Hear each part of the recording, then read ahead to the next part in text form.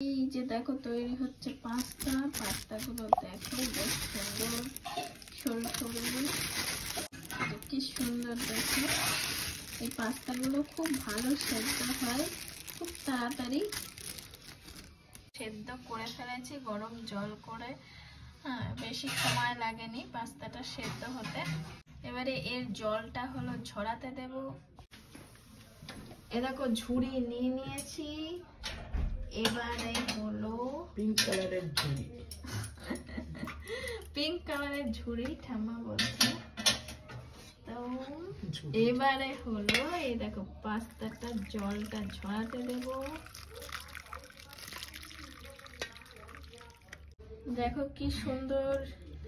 এবারে এটা জলটা ঝরে গেলে এর মধ্যে যদি একটু ঠান্ডা জল দেওয়া যায় আরো ঝরঝরে হবে জিনিসটা।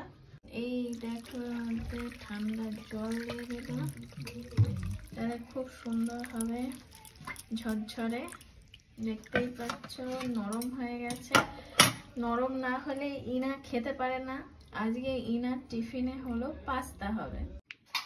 এই যে দেখো পাস্তা জলগুলো ঝরে গেছে, নরম হয়ে গেছে, ঝরে গেছে জলগুলো। তেলটা ওইদিকে দেখো গরম প্রায় হয়ে গেল। এবারে দিয়ে দেব, দিয়ে দিলাম একটু কালো জিরে, অল্প করে, ইনা বেশি খায় না।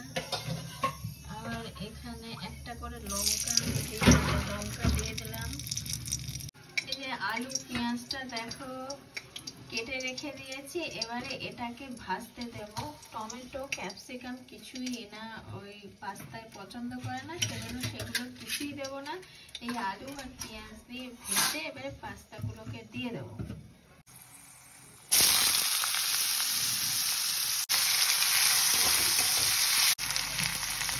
এই যে এবারে দেখো দিয়ে দিলাম একটুখানি হলুদ। বেশি হলুদ দিলে দেখতে ভালো লাগবে না, এবারে সবজি হয়ে যাবে, সেই জন্য অল্প একটু হলুদ দিয়ে দিলাম।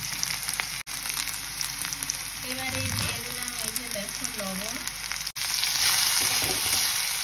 এই যে আলু কটা প্রায় হয়ে গেছে। এইবারে দিয়ে দেব পাস্তাগুলো।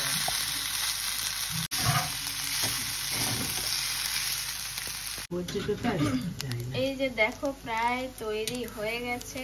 এবারে দিয়ে দেব ম্যাগি মশলা।